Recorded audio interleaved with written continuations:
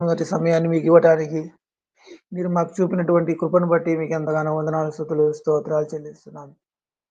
దయగల తండ్రి, జీవం కలిగిన ఆయన, ప్రేమామూర్తి మీకెంతగానో వందనాలు, స్తుతులు, స్తోత్రాలు. మా కోసం ఈ లోకానికొచ్చి, ఆయన ఆ యొక్క కలువరి శిలువలో ఆయన తండ్రి మా కోసం కాల్చినటువంటి రక్తాన్ని బట్టి మీకు వందనాలు, స్తుతులు, స్తోత్రాలు. ఈ లోకానికి నాయన కన్య గర్భమున ధరించి పశుల పాకలో నిజంగా తన్ను తాను తగ్గించుకున్నవాడై నాయన ఆయన అలాంటి కృప చూపిన విధానం బట్టి మీకు ఎంతగానో వందనాలు, స్తుతులు, స్తోత్రాలు. మానవుల పట్ల మీకున్నటువంటి ప్రేమ, దయ వర్ణించలేనిది. మేము ఏం చెల్లించినా రుణస్థలమని ఒప్పుకొంచున్నామయ్యా. మీకు వందనాలు, స్తుతులు, స్తోత్రాలు చెల్లిస్తున్నాం. దేవా, వచ్చిన వారందరిని బట్టి మీ పాదాల చెంత స్తుతులు, స్తోత్రాలు చెల్లిస్తున్నాను. రాలేని వారిని మీరు దయపాలించండి. మీ కరుణ చూపించండి. వారితో మాట్లాడండి. సహవాసంలో లేకపోతే దేవ నిజంగా దూరమైతే ఎంతో ఆయన నరకానికి వెళ్ళిపోయే వారంగా ఉంటామని అర్థం చేసుకుంటూ, మీ వాక్యములు ప్రతిదినము బలపడి స్థిరపడే భాగ్యాన్ని మాకు దయచేయండి. మీకు వందనాలు, స్తుతులు, స్తోత్రాలు. పాపులము, మానవులు బలహీనతను ఒప్పుకొంచున్నాము. మా పాపములు ఆయన హిమము కంటే తెల్లగా కడగండి. మీ రక్తంతో శుద్ధి చేయమని దేవా స్తుతిస్తున్నాం, మహిమపరుస్తున్నాం. దేవా ఇచ్చినటువంటి ఈ భాగ్యాన్ని బట్టి మీకు ఎంతగానో వందనాలు, స్తుతులు, స్తోత్రాలు చెల్లిస్తున్నాను. దేవా ఈ యొక్క సెషన్ అంతట్లో ఆయన ఆది నుంచి అంతం వరకు మీరే మహిమ పొందండి. మీకే మహిమ తండ్రి. తండ్రి మహిమ, ఘనత, ప్రభావాలు మీకే చేద్దాం కోరుకుంటూ ఈ చిన్ని ప్రార్థన మా రక్షకుడును మా ప్రభువునైనా యేసుక్రీస్తు జీవం కలిగిన నామమున అడిగి వేడుకొని పొంది ఉన్నాం మా పరమ తండ్రి. Amen. Amen. Thank you brothers. ఇప్పుడు మన మధ్యలో మదన్ ఉన్నాడు. అన్న బళ్ళారి ప్రాంతంలో సేవ చేస్తూ అక్కగారు పరిమళక్క, పిల్లలు ఇద్దరు ఎంతగానో ప్రయాసపడే కుటుంబం సిసిఎస్ కొనసాగిస్తూ దయచేసి అన్నకు ఈ సమయాన్ని అప్పగిస్తున్నాం. అన్న ప్రైజ్లాడన్నా. ప్రైజ్ లార్డ్ అన్న. దేవునికి స్తోత్రం. చేరొచ్చిన అందరికీ కూడా ప్రభు పేరిట వందనాలండి. ఈ సమయంలో దేవుని వాక్యం మనం చదువుకొని మనం ప్రార్థన పూర్వకంగా దేవుని వాక్యం ధ్యానించుకుందామండి. మత్తయి రాసిన సువార్త 2వ అధ్యాయం 2వ వచనం, అదేవిధంగా 10వ వచనం, 11వ వచనం ఒకసారి మనం చదువుకుందామండి. మత్తయి రాసిన సువార్త 2వ అధ్యాయము 2వ వచనం. యూదుల రాజుగా పుట్టినవాడెక్కడ నున్నాడు? తూర్పు దిక్కున మేము ఆయన నక్షత్రము చూచి ఆయనను పూజింప వచ్చితిమని చెప్పిరి. అదేవిధంగా 10వ వచనం. వారు ఆ నక్షత్రమును చూచి అత్యానంద భరితులై ఇంటిలోనికి వచ్చి తల్లి అయిన మరియను ఆ శిశువును చూచి సాగిలపడి ఆయనను పూజించి తమ పెట్టెలు విప్పి బంగారమును, సాంబ్రాణిని, బోళమును కానుకలుగా ఆయనకు సమర్పించిరి. ప్రార్థించుకుందామండి. ప్రేమగల మా పరలోకపు తండ్రి, మా గొప్ప దేవ, సజీవుడా యేసయ్య, నీ పరిశుద్ధ నామమునకు స్తుతులు, స్తోత్రాలు, వందనాలు చెల్లించుకుంటున్నాం నాయన. ప్రభా, మరొక రోజు తండ్రి ఈ విధంగా నీ పాద సన్నిధిలో చేరి అవును స్వామి నిన్ను స్తుతించి కొనియాడి ప్రభా నీ నామమును తండ్రి ప్రార్థించుటకు తండ్రి నీ పరిశుద్ధమైన మాటలు వినుటకు తండ్రి మీరు మాకు ఇచ్చిన మంచి సమయాన్ని బట్టి ప్రభా రోజును బట్టి నేను స్తుతిస్తున్నాం తండ్రి, స్తోత్రం చెల్లిస్తున్నాం నాయన. ప్రభా ఈ సమయంలో తండ్రి ప్రభు వాక్యం మనం ధ్యానించబోతుండగా తండ్రి ప్రభా నాతోను మా అతను తండ్రి మీరు మాట్లాడమని ప్రార్థిస్తున్నాం. వాక్యపు వెలుగులో నడిపించండి తండ్రి. వాక్యం సత్యార్థాలను ప్రభా గ్రహించి ప్రభా తండ్రి నిన్ను స్తుతించి ప్రభా నీ వాక్య ప్రకారంగా తండ్రి జీవించినట్లు నీ నామను ఎల్లప్పుడూ మహింపరచినట్లు సహాయపడమని ప్రార్థిస్తున్నాం ప్రభా. నీకు సమస్త మహిమ, ఘనత, స్తుతి, స్తోత్రం వందనాలు చెల్లించుకుంటూ మా ప్రియ ప్రభు రక్షకుడైన యేసుక్రీస్తు నామమున ప్రార్థించి వేడుకొని పొందిన మా ప్రియ పరలోకపు తండ్రి. ఆమేన్. దేవునికి స్తోత్రం కనుక ఈ సమయంలో మనము క్రిస్మస్ సీజన్‌లో ఉన్నాం కనుక కొ ఈ యొక్క సందర్భం అనుకూలంగా దేవుని వాక్యం నుండి ఈ మాటలు మనం ఈరోజు ధ్యానించబోతున్నామండి. ముఖ్యంగా ఏమిటంటే క్రిస్మస్ అన్నప్పుడు మన ఈ లోకానికి తెలిసిన విషయం ఏంటంటే క్రీస్తు పుట్టుక, క్రీస్తు జన్మ వేడుక అని తెలుసు. అయితే నిజంగా ఆలోచించేయాలంటే క్రీస్తు దేవుడు మనం విషయంలో ఆలోచించినప్పుడు ఆయనకి పుట్టుక అనేది అసలు ఉండదు. మనకి ఈ విషయం థియలాజికల్‌గా బాగా తెలిసిన విషయం. అయితే మన కొరకు ఆయన పుట్టాల్సి వచ్చింది. అది విషయం. మన కొరకు నరావతారిగా ఆయన పుట్టాల్సి వచ్చింది గానీ, నిజంగా చెప్పాలంటే దేవునికి ఒక పుట్టుక అనేది ఉండదు. చావనేది ఉండదు. ఈ విషయం మనము బాగా ఆలోచించినప్పుడు మనకు అర్థమయ్యే విషయం ఏంటంటే, సో, ముఖ్యంగా ఈ యొక్క క్రిస్మస్ అనేది మనం నిజంగా క్రీస్తు యొక్క బర్త్‌డేని మనం సెలబ్రేట్ చేసుకోవడం లేదు గానీ, so, we are celebrating the birth of Jesus. So, క్రీస్తు యొక్క జననాన్ని సో, మనము ఆహ్, ఆహ్, ఒక ఏమంటారు?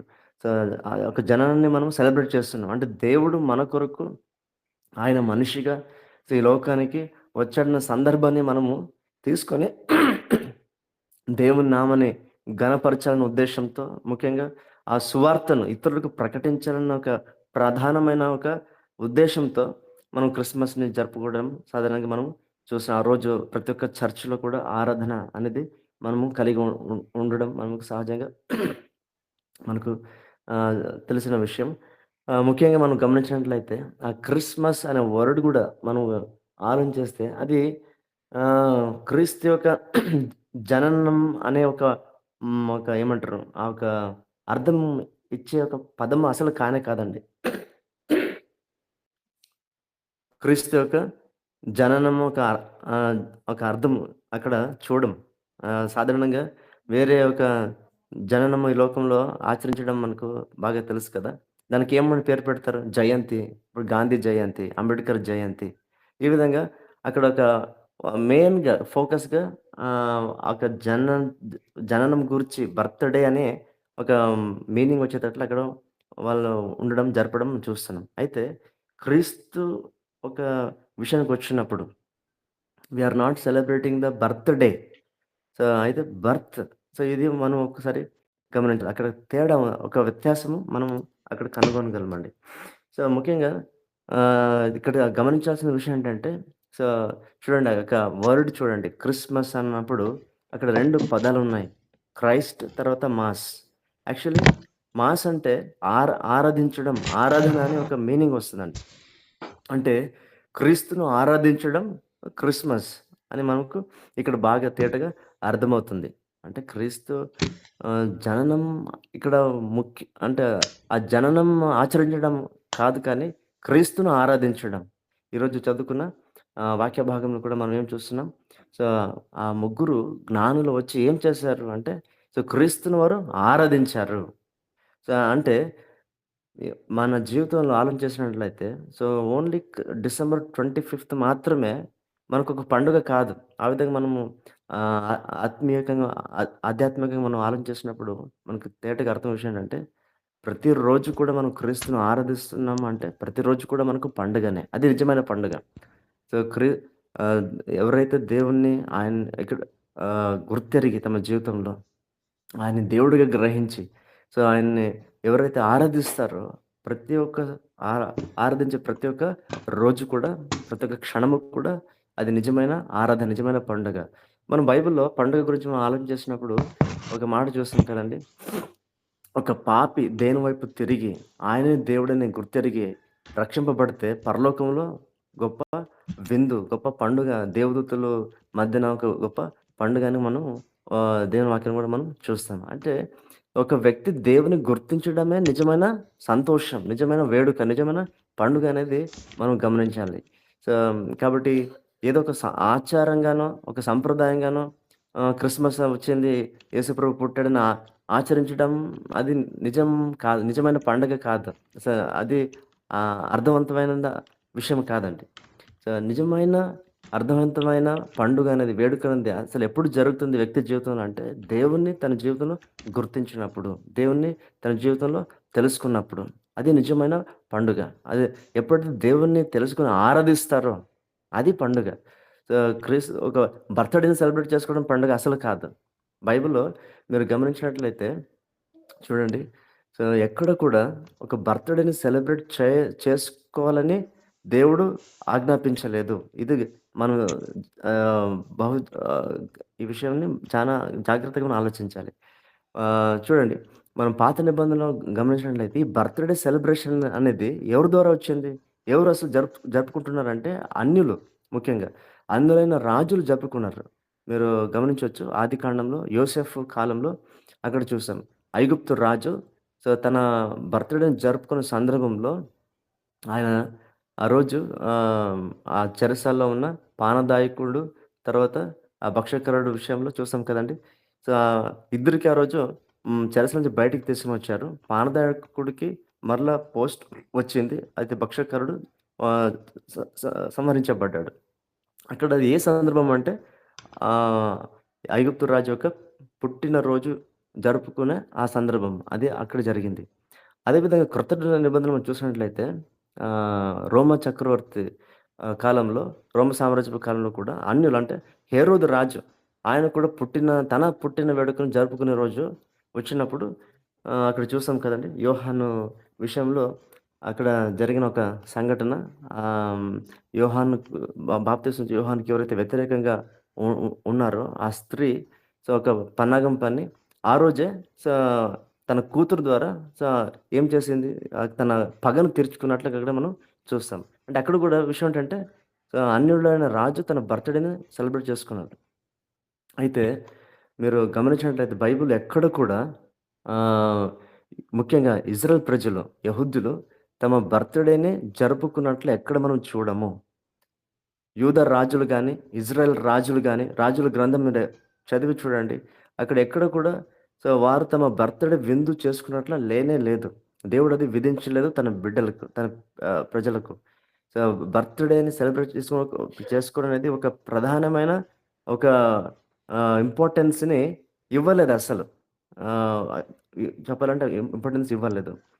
ఆహ్, మనం ఇక్కడ గమనించాల్సిన విషయం ఏంటంటే, ఈ యొక్క క్రీస్తు మరి జననం గురించిన ఒక విషయము మనం గమనించినట్లయితే అది ఎప్పటి నుంచి అమల్లోనికొచ్చింది? ఎప్పటి నుంచి జారీలోనికొచ్చింది? అసలు మనం బైబిల్‌లో గమనిస్తాం కదండీ! అపోస్తలుల బోధ యందు వారు ఉన్నారు. సంఘం ఏర్పడినప్పుడు అని మనం చూస్తాం. అక్కడ అపోస్తలు అపోస్తలులు కూడా ఎక్కడ కూడా క్రీస్తు జననం ఆచరించాలని గాని, ఒక పండుగగా చేసుకోవాలని కానీ వారు కూడా ప్రకటించలేదు. ఎందుకంటే దేవుడు విధించలేదు కాబట్టి. బర్త్‌డే ఆచరణ అనేది యూదులలో లేదు. ఇజ్రాయెల్ ప్రజల్లో లేదు. అది దేవుడు విధించలేదు. కాబట్టి వాళ్ళు ఆ విషయం ఎప్పుడు కూడా మాట్లాడలేదు. ఆచరించలేదు. ఎప్పటి వరకు దాదాపుగా మనం చరిత్రను చూసినప్పుడు ఒక కాన్స్టంటైన్ ఒక రాజు క్రీస్తు శకము ఆహ్, ఏమంటారు థర్డ్ సెంచరీనో, ఫోర్త్ సెంచరీనో ఆ టైంలో ఆహ్, ఒక ఘటన జరుగుతుంది. ఏమి ఆక రోమా చక్రవర్తులు మాకు సాధారణంగా తెలుసు వాళ్ళు క్రీస్తుకు వ్యతిరేకులు. ఎంతగానో క్రైస్తవ ప్రజలను హింసించారు. సో, ఆ చక్రవర్తి ఆయనే కాన్స్టంటైన్ ఒక చక్రవర్తి, ఆ రోమా సామ్రాజ్య చక్రవర్తి ఆయన మారినాడు. దేవుడు ఆయన జీవితాన్ని మార్చుట ద్వారా ఏం జరిగింది? ఆ రోమన్ చక్రవర్తి ఆయన ఆహ్, క్రిస్టియానిటీని క్రైస్త క్రైస్ ఏమంటారు? క్రీస్తును తన రక్షకుడిగా స్వీకరించినప్పుడు, అప్పుడు క్రిస్టియానిటీ అనేది రాజధర్మంగా ఆహ్, అమలులోనికొచ్చింది. ఎప్పుడైతే ఆయన మారినాడో, అప్పుడు అన్య అన్ని ఆచార పద్ధతులు ఏదైతే ఉన్నాయో అవన్నీ స్టాప్ అవ్వాలిప్పుడు. అవన్నీ జరపకూడదింకా. సో, అవన్నీ జరుపుకోవడం స్టాప్ అయిన తర్వాత, ఆయన రాజు ఒక ఆలోచన చేసి ఏం చేశారంటే, సో, మన పండుగలు మనం ఇక జరుపుకునేది వద్దు. మనం ఏం చేయాలా? సో, క్రీస్తును ఆరాధించాల. అక్కడ ఒక విషయం జరిగింది. హిస్టరీ ప్రకారంగా చూసినట్లయితే, వాళ్ళు అంతవరకు ఆహ్, వారి దేవతను అంటే సూర్య దేవతని వాళ్ళు ఆరాధిస్తున్నారని చూస్తాం అక్కడ చరిత్రలో. ఇప్పుడు ఆ దేవత పండుగలు ఇంక మనం ఆచరించకూడదు. ఎందుకంటే మనం క్రైస్తవులయినాం. ఆహ్, నిజమైన దేవుడిని తెలుసుకున్నాం. అయితే ఇప్పుడు ఏం చేయాలా? ప్రజలుకి ఏ విధంగా మరి వారు మళ్ళీ ఒక ఆచరణ, ఒక పండుగనేది ఇన్ని సంవత్సరాలు చేసుకుంటూ వచ్చాం. అది ఏ విధంగా బ్యాన్ చేయాలా అని ఒక ఆలోచనతో ఆయన ఏం చేస్తున్నాడంటే మంచి ఒక ఆలోచనతో మనం ఇక మీదటి నుంచి క్రీస్తును మనం ఆరాధించాలా. అదే నిజమైన పండుగ అని ఆయనేం చేస్తున్నాడు, క్రిస్మస్ అనేది అప్పటి నుంచి అమలులోనికి వచ్చినట్లుగా నీతి సూర్యుడు ఈ లోకపు సూర్య దేవత కాదు. అది కాదు దేవుడు. అయితే నిజంగా ఆయన నీతి సూర్యుడు. ఆయన ఉదయించాడు ఈ లోకానికి. ఆయన ఆయన్ని మనము స్మరిస్తూ లేకుంటే ఆయన జననం ఒక ప్రఖ్యాతిని మనము చాటి చెప్పాలనే ఉద్దేశ్యంతో, క్రీస్తును ఆరాధించిన ఉద్దేశ్యంతో క్రిస్మస్ అనే ఒక పేరుతో పండుగ అనేది అప్పటి నుంచి అమలులోనికి వచ్చినట్లు మనం చరిత్రలో చూడగలము. అంటే అంతవరకు క్రిస్మస్ పండుగ నాకు ఆచరణ అనేది లేదు. అంటే లేదంటే ప్రత్యేకంగా ఒక జన్మం వేడుక అనేది లేదు. సో, అపోస్తలుల బోధలు కూడా విషయము లేదు. బైబిల్ కూడా ఎక్కడ కూడా రాయబడలేదు. సో, అయితే అప్పుడు జరిగిన విషయం కాన్స్టంటైన్ ఒక రాజు ఆయన మారిన తర్వాత ముఖ్యంగా అక్కడ గమనించాల్సిన విషయం ఏంటంటే క్రీస్తును ఆరాధించాలన్న మంచి ఉద్దేశ్యంతోనే క్రిస్మస్ అనే ఒక పండుగ అనేది అప్పుడు వచ్చినట్లు మనం చూస్తున్నాం. ముఖ్యంగా అక్కడ అర్థవంతమైన విషయం ఏంటంటే ఒక వ్యక్తి మారడం, నిజమైన దేవుని తెలుసుకోవడం, ఆ వెలుగులోనికి రావడం, క్రీస్తును ఒక మనిషిగా కాకుండా దేవునిగా గుర్తించి ఆరాధించడమే క్రిస్మస్. అది ముఖ్యంగా గమనించాల్సిన విషయం చూడండి. ఏమో పుట్టాడని ఒక బర్త్‌డే జరుపుకోవడం కాదది. అసలు పండగ. అది చెప్పాం కదండీ! ఇంతవరకు చూసాం కదా! బైబిల్ ఎక్కడ కూడా దేవుడు విధించలేదు. ఆ విషయం లేనే లేదు చెప్పాలంటే. అయితే క్రీస్తును ఎవరైతే దేవుడిగా గుర్తించి తమ జీవితంలో ఆయన ఆరాధిస్తారో సో, అది నిజమైన పండుగ. ఒక వ్యక్తి పాపి మారుమనసు పొందడమే నిజమైన పండుగ. సో, కాబట్టి ఈ క్రిస్మస్ అనేది ఒక డేకి మాత్రం సీమితమైనది కాదు. ఏమో డిసెంబర్ 25థ్ వచ్చినప్పుడు క్రిస్మస్ అది కాదు. ప్రతిరోజు కూడా ఒక వ్యక్తి రక్షింపబడితే నిజమైన దేవుడిని తెలుసుకొని ఆరాధిస్తే ఇప్పుడు మనం ప్రతిరోజు కూడా దేవుడిని ఆయన గుర్తించి మనం ఆరాధించినప్పుడు ఆత్మతో సత్యంతో అది నిజమైన పండుగ. సో, కాబట్టి మనకు నిజమైన క్రైస్తవులకు ప్రతిరోజు కూడా ప్రతి క్షణము కూడా మనకు పండుగ అనే ఒక విషయాన్ని మనం ఇక్కడ గుర్తించాలని తెలియజేస్తున్నానండి. దేవునికి స్తోత్రం. ఇప్పుడు వాక్య భాగానికి మనము వచ్చినప్పుడు ఇక్కడ చూస్తాం చూడండి. ఈ యొక్క జ్ఞానులు ఎందుకు వారు నిజంగా జ్ఞానులుగా పిలువబడ్డారు? దేవుని లేఖనాల్లో వారిని జ్ఞానులు అని టైటిల్ ఎందుకు ఇవ్వబడిందంటే స నిజంగా అంటే వారు స ఎవరిని వెతికారు? లోక రక్షకుడిని వారు వెతికారు. వెతుక్కుంటూ వచ్చారు. అంటే దేవుడిని ఎవరైతే తమ జీవితంలో కనుగొంటారో వారే నిజమైన జ్ఞానులు. ఇంకొక విషయం ఏంటంటే ఈ ముగ్గురు జ్ఞానులు తూర్పు దేశపు జ్ఞానులు ఎంతో దూరం నుంచి ప్రయాణం చేసి వారు వచ్చారు. ఆ నక్షత్రాన్ని చూసి కనుగొని. చూడండి వారు ఫస్ట్ ఈ జ్ఞాన విషయంలో ముఖ్యంగా 3 సంగతులు మనము గ్రహించగలము. ఒకటి వారు నక్షత్రం చూసినప్పుడు వారు కనుగొన్న విషయం ఏంటంటే ఆహ్, యూదులకు రాజుగా ఆయన ఈ లోకానికి వచ్చాడు. అంటే వారికి ఒక విషయం ముందుగానే తెలిసిందేంటంటే దేవుడు ఈ లోకానికి వచ్చినప్పుడు ఆయన యూదుల్లో జన్మిస్తాడు. యూదులకు రాజుగా ఆయన జన్మిస్తాడు. దేవుడని ఎందుకు నేను చెప్తున్నానంటే వారిక్కడ వచ్చి అడుగుతున్న మాట చూడండి ఎంత బాగా ఉంది. ఏమని అంటున్నారంటే రెండో వచనం చదువుకున్న వాక్యంలో వాళ్ళే అంటున్నారు. యూదుల రాజుగా పుట్టిన వాడెక్కడనున్నాడు? తూర్పు దిక్కున మేము ఆయన నక్షత్రము చూచి ఆయనను పూజింప వచ్చితిమి అని చెప్పిరి. ఏమంటున్నారు వారు? ఆయనను పూజింప వచ్చితిమి. ఎవరిని పూజిస్తారు? దేవునే కదా! 10వ వచనం కూడా చూస్తే వాళ్ళు సాగిలపడి ఆయన ఆరాధించినట్లుగా చూస్తున్నాం. ఎంత గొప్ప విషయము చూడండి. వారు అందుకే వారు జ్ఞానులుగా పిలువబడ్డారు. వారు గుర్తించిన విషయం ఏంటంటే పుట్టిన ఆ బాలుడు లేకుంటే శిశువు ఆయన సాధారణమైన శిశువు కాదు. ఆయన అందరి వల్లే ఒక మనిషి కాదు. ఆయనలో ఉన్న ప్రత్యేకతను వారు గ్రహించినారు కాబట్టి వారు జ్ఞానులుగా పిలువబడుతున్నారు. వారు వచ్చి ధైర్యంగా మాట్లాడుతున్నారు. అది కూడా యెరూషలేములో హేరోదు రాజుతోనే నేరుగా వాళ్ళొచ్చి మాట్లాడుతున్నారు. సో, ఇక్కడ గమనించిన విషయం అంటే వాళ్ళ మాటల్లో చూడండి ఎంత స్పష్టత ఉంది. ఎంత ఆత్మీయ జ్ఞానం ఉంది. ఏమంటున్నారు? యూదు ఈ మాట మీరు గమనించినట్లయితే యూదుల రాజుగా పుట్టిన వాడెక్కడ ఉన్నాడు? వాళ్ళ మాటలోనే ఎంతో అర్థగర్భితమైన ఒక సందేశం ఉంది. ఏంటంటే సాధారణంగా రాజు అనే పదము ఒక వ్యక్తికి టైటిల్ ఎప్పుడు ఆమోదించబడుతుంది అంటే ఆయన రాజుగా ఎప్పుడు ఘనపరుస్తారంటే ఒక వ్యక్తి ఆయన పెరిగి పెద్దోడై ఆ రాజు బాధ్యతను ఒక పట్టాభిషేకం అంటారు కదండి. ఆ రాజు బాధ్యతను ఆయన తీసుకొని సింహాసనంలో కూర్చున్న తర్వాతనే ఆయనను రాజుగా చూస్తారు నిజంగా అందరూ. అప్పుడు రాజు ఘనపరుస్తారు. అయితే ఇక్కడ గమనించాల్సిన ఏంటంటే యేసుక్రీస్తు ప్రభువు అంటే దేవుడు ఆయనను ఎవరు రాజుగా చేయలేము. రాజుగా ఆయన చేయబడడు కానీ రాజుగానే పుట్టాడు. ఈ విషయం అక్కడ మనం బాగా అర్థం చేసుకోవాలి, గమనించాలి. ఆయన రాజుగా చేయబడలే. మనిషి రాజుగా చేయబడిన తర్వాత రాజుగా పిలువబడతాడు. అయితే ఇక్కడ ఆయన పుట్టుకతోనే ఆయన పుట్టుతోనే రాజుగా జన్మించాడన్న విషయము వారు తేటగా మాట్లాడుతున్నారు. వారు ఆ విషయం గ్రహిస్తున్నారు. అందుకే వారు జ్ఞానులు. సో ఊరికే ఆ టైటిల్ ఇవ్వబడలే బైబిల్‌లో. చూడండి ఆయన్ని ఏమంటున్నారు? సో రాజుగా చూడండి, యూదుల రాజుగా పుట్టాడాయన. ఆయన పుట్టుతోనే రాజు. ఆయన ఎవరు రాజు చేయలేరు. ఎందుకంటే దేవుని ఎవరు చేయగలరు రాజుగా. ఆయన రాజాది రాజు. సో ఒక సందర్భంలో యేసుప్రభుని ఒక అద్భుతం చూసినప్పుడు, ఏ అద్భుతము? 5 రొట్టెలు 2 చేపలు 5,000 మందికి పంచిన సందర్భంలో, ఒక సందర్భం మనం చూస్తాం. ఒక సువార్తలో మనం చూస్తాం కదండీ! ఆయన్ని తీసుకువెళ్ళి రాజుగా చేయాలని మనుషులు అనుకున్నారంట. సో రాజుగా చేయాలనుకున్నప్పుడు వారి ఆలోచన ఆయన గుర్తెరిగి అక్కడి నుంచి ఆయన మరుగ వేరే చోటికి వెళ్ళిపోయాడు, వారికి దొరకకుండా. సో ఎందుకు? సో ఈ మనుషులో ఒక ఉద్దేశము అక్కడ సరికాదు. ఆయన్ని రాజుగా చేయడం కాదు. ఆయన అప్పుడే రాజుగానే ఉన్నాడు. మరి ఆయన రాజుగా చేయడంలో అర్థం ఏముంది? ఇంకా అర్థం లేదు. అందుకే పిలాతు దగ్గర కూడా నిలబడినప్పుడు, సో నీ యూదులకు రాజువా అంటే నీవే అన్నావు అంటాడు. తర్వాత నా రాజ్యము ఈ లోకము రాజ్యం వంటిది కాదు అంటాడు. అంటే ఆయన అప్పుడే ప్రకటిస్తున్నాడు తన రాజు అని, తనకు రాజ్యం ఉన్నదని ఆయన అప్పుడే ప్రకటిస్తున్నాడు. ఆయన పరలోకపు రాజు. ఆయన ఎవరు కూడా రాజుగా చేయలేం. మనుషులు ఎవరు ఆయన రాజుగా చేయలేం.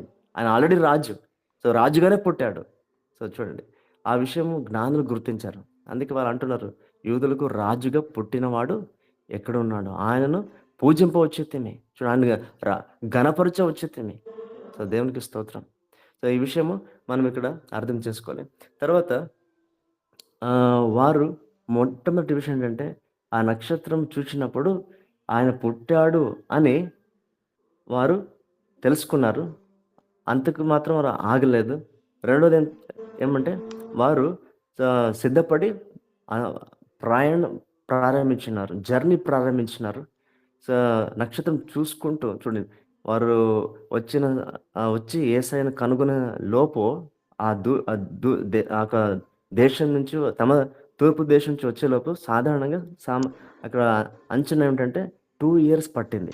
ఈ విషయం ఏ విధంగా చెప్పగలమంటే, యెహరోదు రాజు తర్వాత ఆయన వాళ్ళని పంపించిన తర్వాత క్విక్‌గా వాళ్ళతో మాట్లాడతాడు కదా! నేను రాజుగా ఉండగా మరొక రాజు పుట్టడం ఏంటి అని ఆయనకి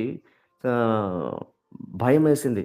ఎందుకంటే ఆ రాజు పుట్టాడంటే ఆ రాజు సామాన్యమైన రాజు కాదు. గ్యారెంటీ నా రాజ్యం పోతుందని ఆయన లోకరీతిగా ఆలోచన చేస్తున్నాడు. ఆ రాజును లేకుండా చేయాలని. తర్వాత ఆయన ఏం ఆలోచన చేస్తున్నాడు అక్కడ చూస్తాము. వారు చెప్పిన ఆ విషయం ఆధారం చేసుకొని, ఆ నక్షత్రం ఎప్పుడు పుట్టిందో ఆ విషయం ఆధారం చేసుకొని 2 years పిల్లలందరినీ చంపాలని ఆయన తర్వాత పని చేస్తాడు కదా! చంపేస్తాడు.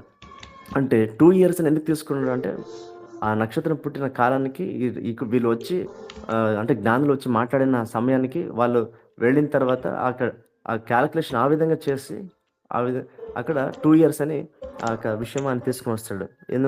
ఎందుకు 1 year అనుకోలేదు, 6 months బేబీస్ అనుకోలేదు, 2 years ఎందుకు పర్టికులర్‌గా అంటే అది విషయం.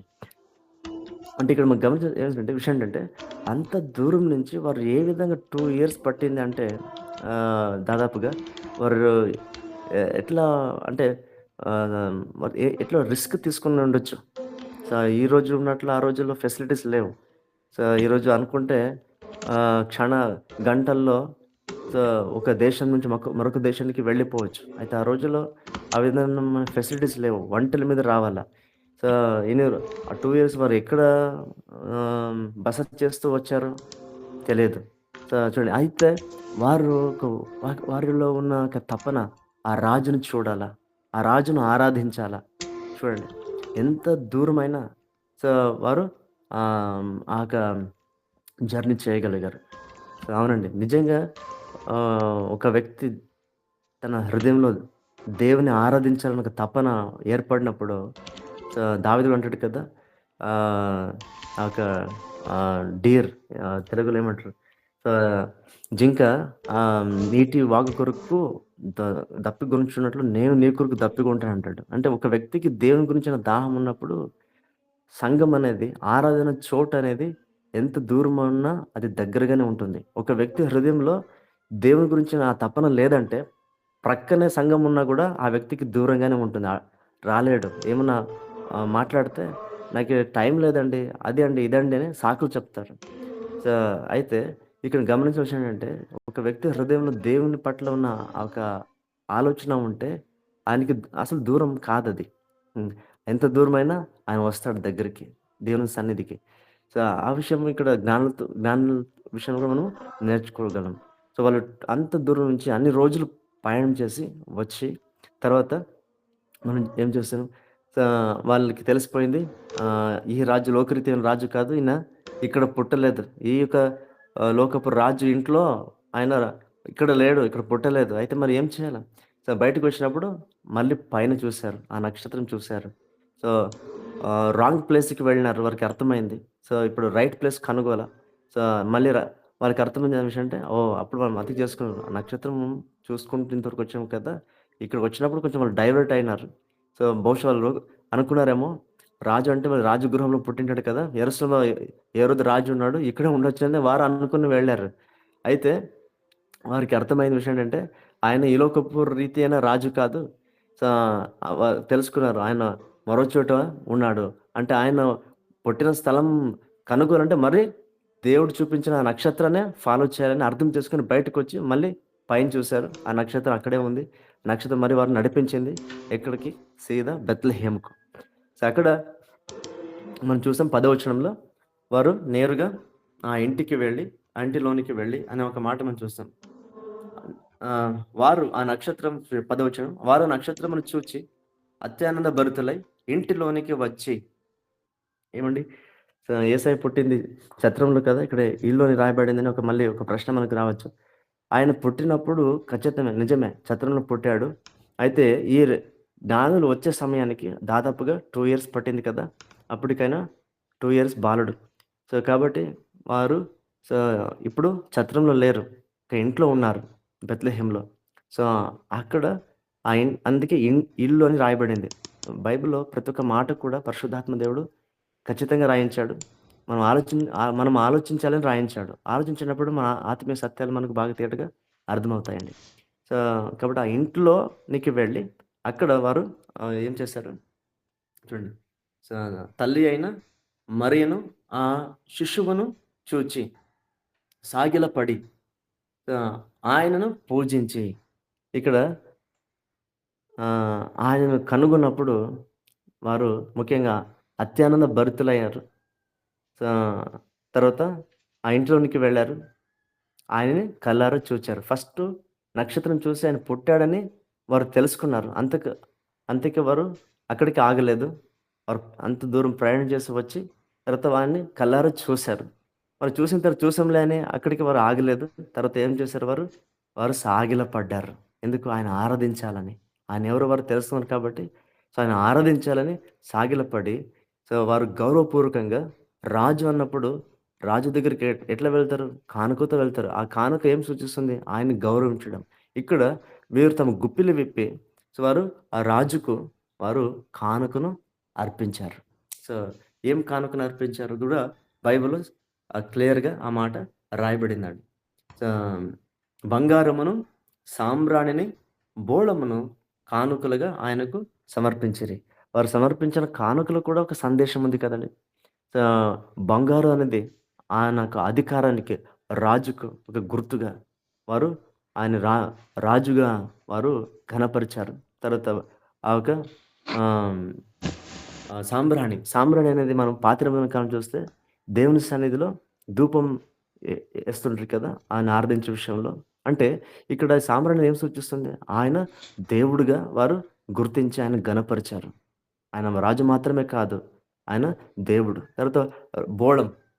ఈ బోళం అనేది కన్నడలో రక్త బోళం అని రాయబడింది. అంటే ఆయన రక్తం చిందించబోతున్నాడు. ఆయన రక్షకుడిగా వచ్చాడు ఈ లోకానికి. మనిషి పాప ప్రార్థమై ఆయన శిలువలో యాగం అవ్వబోతున్నాడు. రక్షకుడని దానికి గుర్తుగా వారు బోళాన్ని అర్పించినట్టుగా మనం చూస్తున్నాం. సో, దేవునికి స్తోత్రం. సో, ఆయన రాజుగా, దేవుడుగా, రక్షకుడుగా వారు గ్రహించారు. అందుకే వారు జ్ఞానులయ్యారు. సో, అంటే ఇప్పుడు ఎవరైతే దేవుడిని అంటే యేసుక్రీస్తుని తమ జీవితం ఈ లోకంలో చూడండి చాలామంది ఎంతోమంది ఉన్నారు. సో, చాలా మందికి యేసుప్రభు అంటే ఒక ఆహ్, సోషల్ రిఫార్మర్ అంతవరకే చూస్తారు. ఒక మంచి వ్యక్తి అంతవరకే చూస్తారు. కొందరికి యేసుప్రభు అంటే ఆయన ఒక ప్రవక్త, పైగంబర్ అంటారు. అంతవరకే చూస్తారు. అక్కడికి ఆగిపోతారు. అయితే సో, ఎవరైతే తమ జీవితంలో యేసుక్రీస్తు ఆయన ఉట్టి ఒక మానవుడు మాత్రమే కాదు. ఆయన సో, ఈ లోకానికి నిజంగా మన కొరకే వచ్చిన పరలోకపు రాజు. అంటే ఆయన దేవుడు, ఆయన రక్షకుడు అని ఎవరైతే తమ జీవితంలో గుర్తించి సో, ఆయనను ఒప్పుకుంటారో, అవును దేవుడికి గ్రహించి ఆయన ఆరాధిస్తారో, తమ జీవితంలో స్వీకరిస్తారో అట్టి వారందరూ కూడా జ్ఞానులే. దేవునికి స్తోత్రం. కాబట్టి వాళ్ళందరూ కూడా ఈ జ్ఞానులు ఏ విధంగా జ్ఞానులుగా పిలువబడ్డారో, దేవుడు వారికి ఆ టైటిల్ ఇచ్చాడో, ఈరోజు ఆయన నమ్మి, ఆయన ఆరాధించే ప్రతి బిడ్డలకు కూడా అదే టైటిల్ మనకు కూడా ఉందండి. ఆ విషయం కూడా మనం గ్రహించాలి. మనం కూడా నిజం చెప్పాలంటే దేవుని దృష్టిలో మనం కూడా జ్ఞానులం. దేవున్ని తెలుసుకున్న వారే నిజమైన జ్ఞానులు. కాబట్టి మనకు కూడా ఆ బాధ్యత ఇవ్వబడింది. సో, ఇతరులకు క్రీస్తుని గురించి ప్రకటించే బాధ్యత మనకు కూడా ఇవ్వబడింది. మనం ఎప్పుడైతే ఈ యొక్క సందర్భంలో అంటే క్రీస్తు ఆరాధించే ఒక వేడుక ఇది. అంతే తప్ప ఇదొక బర్త్ డే కాదు. So, we are celebrating the birth of Jesus. అంటే ఆయన్ని ఏ విధంగా మనం ఆరాధిస్తున్నాం, ఆయన ఏ విధంగా కనుగొని మనం ఆయన్ని ఆరాధిస్తున్నాం. క్రైస్ట్ మాస్ క్రీస్తుని ఆరాధిస్తున్నాం. అదే పండుగ. సో, ప్రతిరోజు కూడా మనకు పండుగనే. ప్రతిరోజు ఒకరు వ్యక్తికి మనం సువార్త ప్రకటిస్తున్నామంటే అది పండుగనే. సో, దేవునికి స్తోత్రం. సో, ఈ కొద్ది మాటలు దేవుడు మన వినికిడిలో దీవించును గాక. అందరికీ ప్రైజ్ లార్డ్ అండి.